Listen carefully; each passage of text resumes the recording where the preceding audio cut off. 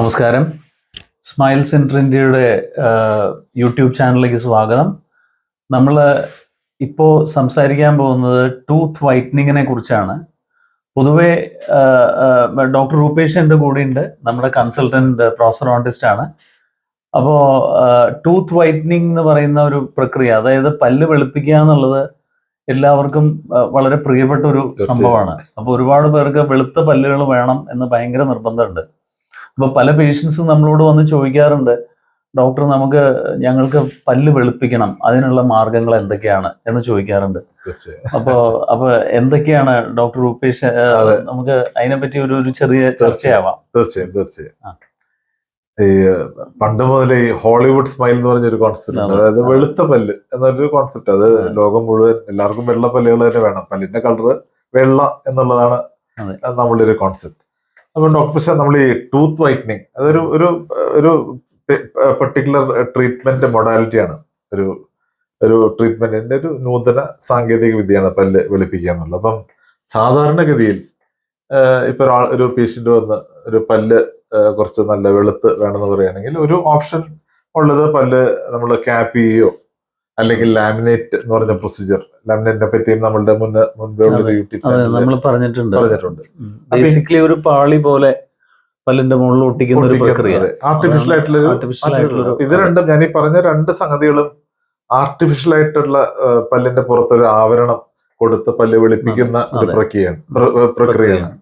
അപ്പൊ പല കേസുകളിലും ചില പേഷ്യന്റുകൾക്ക് എന്റെ പല്ല് അങ്ങനെ ഗ്രൈൻഡ് ചെയ്യേണ്ട, ആർട്ടിഫിഷ്യൽ ആയിട്ടുള്ള സംഗതികൾ വേണ്ട, അല്ലാതെ പല്ലുകൾ ഇപ്പൊ നമ്മുടെ തുണി മുഷിഞ്ഞു അത് നമ്മള് വെളുപ്പിക്കാൻ വേണ്ടി ഒരു അലക്കുകാരന് കൊടുക്കണം. അലക്കുകാരൻ സോഡക്കാരും സർഫ് ഇതൊക്കെ ഇട്ട് തേച്ച് വെളുപ്പിച്ച് ഒരു വാഷിംഗ് പൗഡർ കാണുന്ന പോലെ എടുത്ത് അപ്പൊ അങ്ങനെയുള്ള പ്രൊസീജിയറുകൾ എന്തെങ്കിലും ഉണ്ടോ ഡോക്ടർ എന്ന് ചോദിച്ചു. പലർക്കും അങ്ങനെ സംശയങ്ങൾ തോന്നാം, പല്ലിനെ അങ്ങനെ അലക്കി തേച്ച് വെളുപ്പിക്കാനുള്ള എന്തെങ്കിലും പ്രക്രിയകൾ ഉണ്ടോ എന്നുള്ളത്. അപ്പം സാധാരണ ഇപ്പൊ ഒരു പേഷ്യന്റ് നമ്മുടെ അടുത്ത് വരുന്നു, എന്നിട്ട് ഡോക്ടറെ അടുത്ത് ചോദിക്കുന്നു, ഡോക്ടറിന്റെ പല്ലൊന്ന് ക്ലീൻ ചെയ്ത് തരണം, പല്ല് മഞ്ഞ ആയിരിക്കുന്നു. അപ്പൊ ഈ ക്ലീനിങ്ങും ബ്ലീച്ചിങ്ങും തമ്മിലുള്ള വ്യത്യാസം. ബ്ലീച്ചിങ് ആണ് പല്ല് വെളുപ്പിക്കൽ. സാധാരണഗതിയിൽ നമ്മുടെ ക്ലിനിക്കിൽ ചെയ്യുന്ന ഒരു പ്രൊസീജിയറാണ് റെഗുലർ ക്ലീനിങ്. അപ്പൊ പലരും ഈ ക്ലീൻ ചെയ്ത ശേഷം പറയും, അയ്യോ ഡോക്ടർ എന്റെ പല്ല് ഇപ്പോഴും ഈ മഞ്ഞ പോലെ തോന്നുന്നുണ്ട്. അപ്പൊ അങ്ങനെ ഒരു കൺഫ്യൂഷൻ പലർക്കും ഉണ്ടാവാറുണ്ട്. അപ്പൊ ഈ ക്ലീനിങ്ങും ബ്ലീച്ചിങ്ങും തമ്മിലുള്ള പ്രധാന വ്യത്യാസങ്ങൾ എന്തൊക്കെയാണ് എന്നുള്ളത്. ക്ലീനിങ്ങില് ബേസിക്കലി വായില് പ്ലാക്ക് എന്ന് പറയുന്ന ഒരു സംഗതി ഡെപ്പോസിറ്റ് ചെയ്യും, പല്ലുകളുടെ അഴുക്ക് പോലെയുള്ള. അപ്പൊ അതുമൂലം നമുക്ക് പല്ലിന് കേടുവരാനും മോണരോഗങ്ങൾ വരാനൊക്കെ സാധ്യത വളരെ കൂടുതലാണ്. അപ്പൊ ഈ പ്ലാക്ക് റിമൂവ് ചെയ്യുക, പ്ലാക്കിനെ ടാർട്ടർ എന്നും കാൽക്കുലസ് എന്നും പല പല പേരുകളിൽ വിളിക്കാറുണ്ട്. അപ്പോൾ ഈ പ്ലാക്ക് എന്ന് പറയുന്നത് ബേസിക്കലി ഒരുപാട് ബാക്ടീരിയ ഉള്ള ഒരു ആവരണമാണത്. അപ്പൊ ഈ ബാക്ടീരിയകളെ മാറ്റണം എന്നുണ്ടെങ്കിൽ നമ്മൾ ഈ പ്ലാക്ക് റിമൂവ് ചെയ്താലേ പറ്റുള്ളൂ, അത് മാറ്റണം. ആ പ്ലാക്ക് എടുത്ത് കളയുന്ന പ്രക്രിയയാണ് നമ്മൾ ഡെന്റൽ ക്ലീനിങ് കൊണ്ട് നമ്മൾ ചെയ്യുന്നത്. എന്നാൽ വൈറ്റനിങ് എന്ന് പറയുന്നത് വേറൊരു വിഷയമാണ്. വൈറ്റനിങ് എന്ന് പറയുന്നത് പല്ലിന്റെ ഇൻട്രിൻസിക് ആയിട്ടുള്ള, പല്ലിന് നേരത്തെ തന്നെ ഉള്ള ഒരു നിറം, ആ നിറം ഒന്നുകൂടെ വെളുപ്പിക്കുന്ന ഒരു പ്രക്രിയ. സാധാരണഗതിയിൽ ചെറിയ പ്രായത്തില് പല്ലിന് ഒരുമാതിരി നല്ല വെളുത്ത നിറവും, നമ്മളിപ്പോൾ ഒരു വ്യക്തി പ്രായമാവുന്നതനുസരിച്ച് പാൽപ്പല്ലുകൾക്ക് വളരെ വെളുത്ത നിറമായിരിക്കും. ഒരു ടീനേജർ ആവുമ്പോഴത്തേക്കും കിട്ടുന്ന പല്ലിന്റെ നിറത്തിനേക്കാളും ഗ്രാജുവലി പ്രായം കൂടുന്നതനുസരിച്ച് കളറ് ഡള്ളായിക്കൊണ്ടിരിക്കും. അതിന് പല കാരണങ്ങളും തേയ്മാനം, പിന്നെ ഏജ് റിലേറ്റഡ് ആയിട്ടും ഇത് സംഭവിക്കും. അപ്പൊ അങ്ങനെയുള്ള കളറ് വെളുപ്പിക്കുന്ന പ്രക്രിയയാണ് നമ്മൾ ടൂത്ത് വൈറ്റനിങ് എന്ന് പറയുന്നത്. തീർച്ചയായും. അപ്പൊ ഇപ്പൊ ഡോക്ടർ പറഞ്ഞത് എല്ലാവർക്കും മനസ്സിലായി എന്ന് വിചാരിക്കുന്നു. അപ്പൊ പിന്നെ തോന്നുന്ന ഒരു സംശയം, നമ്മൾക്ക് തോന്നാവുന്ന ഒരു സംശയം, എല്ലാ പല്ലുകളും നമ്മൾക്ക് ഇങ്ങനെ ഈ ബ്ലീച്ചിങ് ചെയ്യാൻ പറ്റുമോ ഇല്ലയോ? അതായത് വരുന്ന എല്ലാ പേഷ്യന്റിനെയും നമുക്ക് ചെയ്യാൻ പറ്റുമോ, അല്ലെങ്കിൽ അതിനെന്തെങ്കിലും ഡ്രോബാക്കോ എന്തെങ്കിലും പ്രിക്കോഷൻ എടുക്കേണ്ടത് വല്ലതും ഉണ്ടോ എന്നുള്ളതാണ് പിന്നെ സ്വാഭാവികമായിട്ടും ആൾക്കാർക്ക് തോന്നാവുന്ന സംശയം. സാധാരണഗതിയിൽ നമ്മൾ ഹെൽത്തി ആയിട്ടുള്ള ടീത്ത് ഉള്ളവർക്ക് ബ്ലീച്ചിങ് പ്രശ്നമല്ല.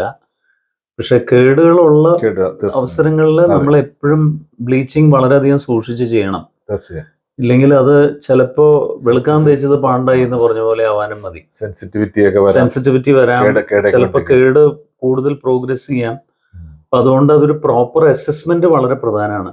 മാത്രമല്ല ബ്ലീച്ചിങ്ങിന് മുമ്പ് ഒരു ക്ലീനിങ് അത്യാവശ്യമാണ്. നമ്മൾ ഡെപ്പോസിറ്റ്സ് മുഴുവൻ കളഞ്ഞതിന് ശേഷം മാത്രമേ ബ്ലീച്ചിങ്ങിലേക്ക് പോവാവൂ. അതും പ്രധാനമാണ്. തീർച്ചയായും.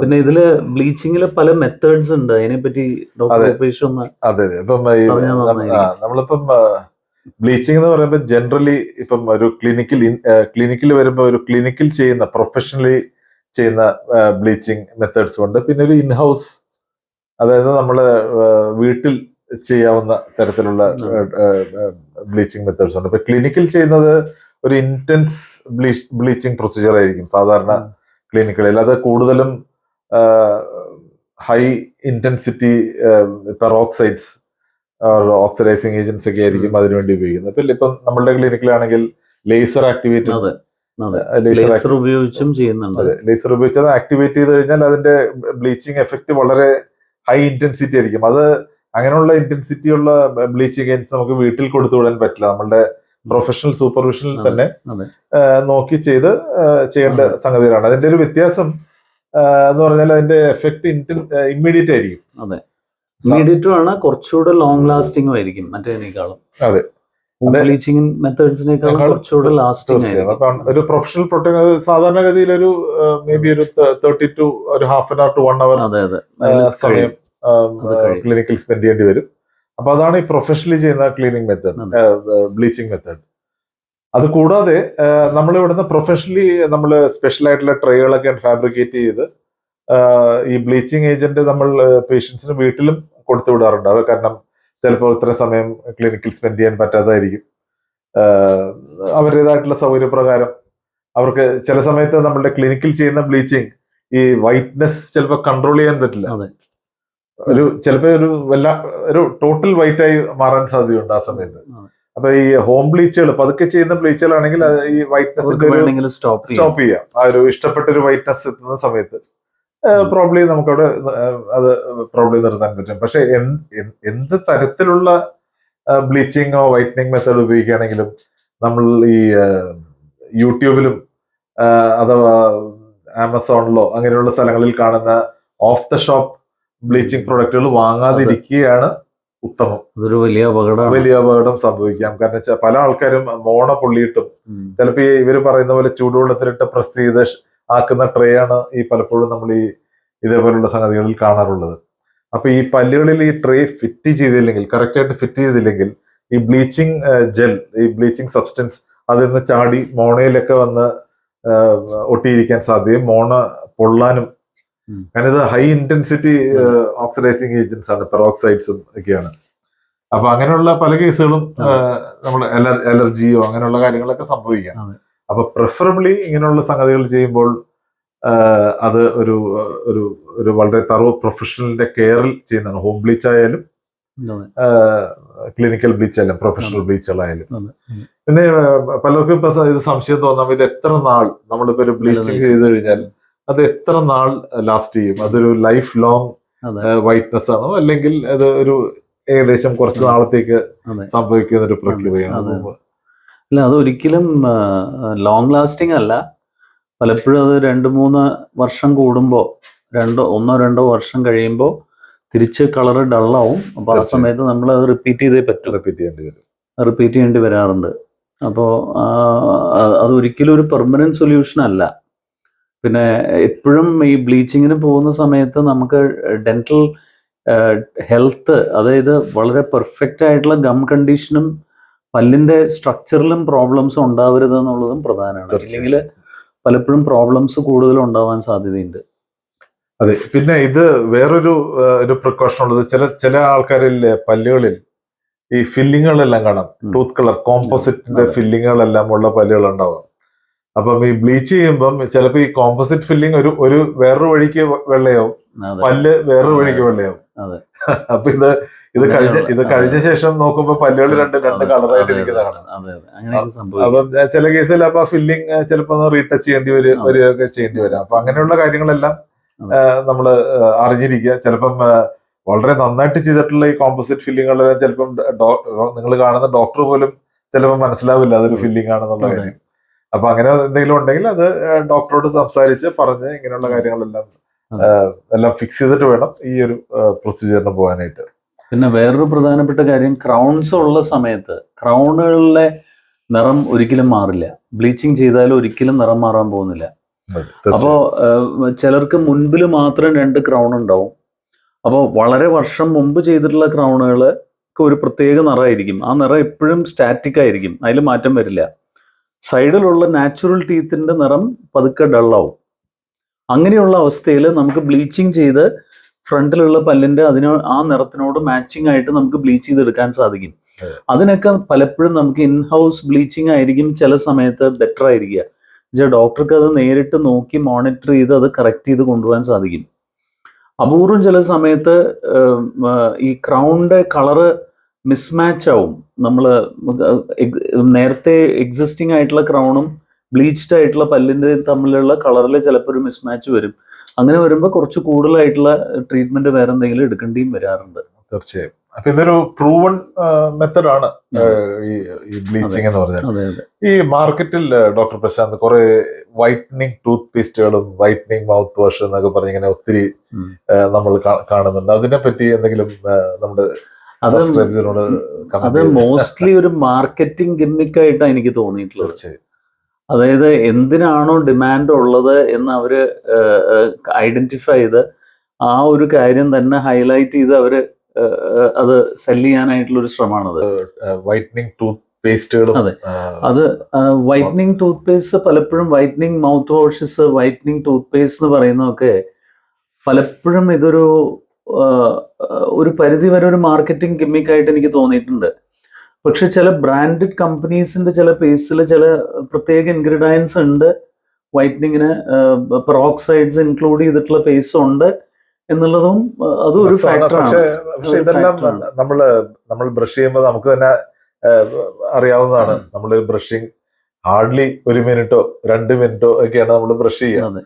അപ്പൊ ഈ പേസ്റ്റ് 2 മിനിറ്റ് പല്ലിൽ ഇരുന്നുകൊണ്ട് പല്ല് വെളുക്കാനുള്ള സാധ്യതകൾ തുലവും കുറവാണ്. അപ്പം അങ്ങനെയുള്ള ടൂത്ത് പേസ്റ്റുകൾ ഉണ്ടെങ്കിൽ അതിന്റെ ഇൻസ്ട്രക്ഷൻസ് പ്രത്യേകിച്ചിട്ട് എന്തെങ്കിലും എഴുതിയിട്ടുണ്ടെങ്കിൽ അത് വായിച്ച് നോക്കേണ്ടതായിട്ട് വരും. ജനറലി ഞാൻ മനസ്സിലാക്കിയിട്ടുള്ളത് ഈ വൈറ്റനിങ് ടൂത്ത് പേസ്റ്റിൽ കുറച്ച് അബ്രസീവ്സ് ഒക്കെ ഇച്ചിരി കൂടുതലായിരിക്കും. അപ്പം ബ്രഷ് ചെയ്യുമ്പോൾ ഇച്ചിരി ഫ്രഷ് ആയ പോലെയും സ്മൂത്ത് ആയ പോലെയൊക്കെ തോന്നുമെങ്കിലും അതേസമയം മൗത്ത് വാഷുകളിൽ പ്രോബ്ലി നമ്മൾ പല്ലുകളിൽ കുറച്ച് കൂടുതൽ നേരം ഹോൾഡ് ചെയ്ത് കഴിഞ്ഞാൽ ഒരു പരിധി വരെ കുറച്ചൊരു വൈറ്റനിങ് എഫക്റ്റ് ഒക്കെ ഉണ്ടാകാൻ സാധ്യതകൾ കൂടുതലാണ്. അപ്പം ഈ whitening tooth paste, whitening mouth wash എന്നുള്ളത് അതിന്റെ പുറംമോടി കണ്ടുകൊണ്ട് മാത്രം വാങ്ങാതിരിക്കുക. നിങ്ങൾ അതിൽ ഡിസപ്പോയിന്റ് ആവാതെയും ഇരിക്കുക, എന്തെങ്കിലും സംഭവിക്കാതിരിക്കുക. അപ്പം ഇതാണ് ആ കാര്യത്തിൽ നമുക്ക് പറയാനുള്ളത്. പിന്നെ നമ്മള് മുമ്പ് ഉണ്ടായിരുന്ന ഒരു എപ്പിസോഡിൽ പറഞ്ഞ പോലെ ഈ chewing gums, whitening chewing gums, ചില ചൂയിങ് ഗമ്മുകളിൽ ഈ വൈറ്റനിങ് കമ്പോണന്റുകളൊക്കെ ഉണ്ട് എന്നുള്ളതാണ് വെക്കുന്നത്. ഇപ്പൊ ഈ പറഞ്ഞ പോലെ ടൈറ്റാനിയം ഡയോക്സൈഡ് ഉള്ള ഓർബിറ്റ് വൈറ്റ് എന്ന് പറഞ്ഞൊരു ബ്രാൻഡില് ഈ ടൈറ്റാനിയം ഡയോക്സൈഡ് ഒരു പരിധി വരെ പല്ലിന് വൈറ്റനിങ്ങിനുള്ള എഫക്ട് ചെയ്യും എന്ന് പറഞ്ഞു. അപ്പൊ അതേപോലെ പുറം രാജ്യങ്ങളിൽ കുറെ അധികം ഈ വൈറ്റനിങ് ചൂയിങ് ഗംസും അല്ലെങ്കിൽ ഗമ്മുകളെല്ലാം അവൈലബിൾ ആണ്. അപ്പം അത് നമ്മുടെ നാട്ടിൽ ഒരു വളരെ എഫക്റ്റീവായിട്ട് മാർക്കറ്റ് ചെയ്യുന്നുണ്ടോ, നമ്മളുടെ നിയമം അതിനനുവദിക്കുന്നുണ്ടോ എന്ന് അറിയുന്നില്ല. അപ്പം ഇങ്ങനെയുള്ള കാര്യങ്ങൾ ഈ വൈറ്റനിങ് ആയിട്ടുള്ള ടൂത്ത് ചൂയിങ് ഗമ്മുകളും അവൈലബിൾ ആണ് എന്നുള്ളതാണ്. ഈ ടൂത്ത് പേസ്റ്റും മൗത്ത് വാഷും പറയുന്ന പോലെ വൈറ്റനിങ് ചൂയിങ് ഗംസും അവൈലബിൾ ആണ്. ഇത് വേറെ എന്തെങ്കിലും ഇതിനെപ്പറ്റി കൂടുതൽ എന്തെങ്കിലും പറയാനുണ്ടോ ഡോക്ടർ പ്രശാന്ത്? വൈറ്റനിങ്ങിനെ കുറിച്ച് I think we have covered most of it. ഇപ്പൊ ഒരു പേഷ്യന്റ് നമ്മുടെ ചോദിക്കാണ്, ഇപ്പം how can I whiten my teeth in 2 minutes എന്ന് ചോദിക്കുകയാണെങ്കിൽ അത് പ്രോബ്ലി സാധിക്കുന്ന ഒരു കാര്യമല്ല. 2 മിനിറ്റിൽ പല്ല് വെളുപ്പിക്കുക എന്നുള്ളത് ഓക്കെ. കൂടുതൽ അങ്ങനെയുള്ള ഒരു സംഗതി വേണമെന്നുണ്ടെങ്കിൽ ഈ പ്രൊഫഷണൽ, നേരത്തെ നമ്മൾ സൂചിപ്പിച്ച പോലെയുള്ള ഒരു പ്രൊഫഷണൽ ലേസർ അസിസ്റ്റന്റ്. അതെ. പിന്നെ ഒരു കാര്യം പറയാൻ വിട്ടുപോയി, സൂം വൈറ്റനിങ് എന്ന് പറഞ്ഞിട്ടൊരു പ്രക്രിയയുണ്ട്. സൂം, അത് ലേസർ പോലെ ഒരു പ്രത്യേകതരം ലൈറ്റ് ഉപയോഗിച്ച്, ലേസർ അല്ല അത്, ഇതൊരു പ്രത്യേകതരം ലൈറ്റ് ഉപയോഗിച്ച് അവര് തന്നെ ഒരു കമ്പനിയുടെ ഒരു പേറ്റന്റ് ടെക്നോളജിയാണ്. Correct. അപ്പൊ അത് ഉപയോഗിച്ചിട്ടുള്ള വൈറ്റനിങ് അവൈലബിൾ ആണ്. തീർച്ചയായും. പക്ഷേ എനിക്ക് എപ്പോഴും തോന്നിയിട്ടുള്ളത് laser whitening is A little more advance than zoom whitening in many vase. Zoom whitening കുറച്ചുകൂടെ ഫാസ്റ്റർ ആണെന്ന് പറയപ്പെടുന്നു. അതെ. പക്ഷെ ലേസർ വൈറ്റനിങ്ങിനുള്ള ഒരു അഡ്വാൻറ്റേജ് എന്ന് വെച്ചാൽ ലേസറിന്റെ ഇഫക്റ്റ് നമുക്ക് ഒരു പരിധി വരെ ഗംസിന് ഉപയോഗപ്രദമാവുകയും ചെയ്യും, ഗം ഹെൽത്തിന്. അപ്പൊ അങ്ങനത്തെ ഒരു കാര്യവും കൂടി ഉണ്ട്. പക്ഷേ ഈ ലേസർ ആൻഡ് സൂം ഇതെല്ലാം ക്ലിനിക് ബേസ്ഡ് ആണ്. ഇതെല്ലാം ക്ലിനിക് ബേസ്ഡ് ആണ്. അതെ, ഒരു ബ്യൂട്ടി പാർലർ നമ്മളെങ്ങനെ പോയി സ്കിന്നെല്ലാം ബ്ലീച്ച് ചെയ്തെടുക്കുന്നു അല്ലെങ്കിൽ മുടി ബ്ലീച്ച് ചെയ്യുന്നു, അതേപോലെ ചെയ്യുന്ന ഒരു ഡെന്റൽ ക്ലിനിക്കിൽ വന്ന് പല്ല് ബ്യൂട്ടിഫൈ ചെയ്ത് പോകുന്ന ഒരു പ്രൊസീജിയറാണ്. നമ്മൾ ഈ എപ്പിസോഡ് വൈൻഡ് ചെയ്യുന്നതിന് മുമ്പ് ഒരു ചെറിയൊരു ടേക്ക് ഹോം ടിപ്പ്. ഇപ്പം നമ്മള് വീട്ടിൽ നമുക്ക് എങ്ങനെ പല്ല് ഒരു ബ്ലീച്ച് ഉണ്ടാക്കാമെന്നതിനെ പറ്റി ഞാൻ വായിച്ചറിഞ്ഞ ഒരു ടിപ്പാണ്. അതായത് ഒരു ടീസ്പൂൺ ബേക്കിംഗ് പൗഡറിൽ ഒരു ടീസ്പൂൺ ഫ്രഷ്ലി സ്ക്വീസ്ഡ്, അതായത് ഫ്രഷ് ആയിട്ട് സ്ക്വീസ് ചെയ്ത നാരങ്ങ നീര്, ഒരു പേസ്റ്റ് പോലെയാക്കി ബ്രഷ് ഇട്ട് പേസ്റ്റ് ഉപയോഗിക്കുന്ന പോലെ പേസ്റ്റിന് പകരം ഒരു 2 ആഴ്ച 3 ആഴ്ച ചെയ്ത് കഴിഞ്ഞാൽ ഒരു പരിധി വരെ വെളുപ്പിക്കാം, പല്ല് വെളുക്കാനുള്ള സാധ്യതകൾ ഉണ്ട്. Baking powder and lime. അതിൽ ഒരു കാര്യം കൂടി ഓർക്കുക, ലൈം ഉപയോഗിക്കുമ്പോൾ ലൈമില് അത് ബേസിക്കലി സിട്രിക് ആസിഡ് ആണ്. അപ്പൊ അമിതമായിട്ട് ഉപയോഗിച്ചു കഴിഞ്ഞാൽ അത് സെൻസിറ്റിവിറ്റി ഉണ്ടാക്കാനും പിന്നെ ചിലരിൽ അത് ക്യാവിറ്റി വരുത്താനും സാധ്യതയുണ്ട്. അപ്പൊ ഈ സൂത്രവിദ്യകളൊക്കെ എപ്പോഴും നമ്മൾ കുറച്ചൊരു കെയർ എടുത്ത് നമ്മൾ ഉപയോഗിക്കണം എന്നുള്ളൊരു വാർണിംഗ് കൂടെ ഞങ്ങൾക്ക് പറയാനുണ്ട്. തീർച്ചയായും. അപ്പൊ ഈ എപ്പിസോഡ് ഇഷ്ടപ്പെട്ടെന്ന് കരുതുന്നു. നന്ദി, നമസ്കാരം.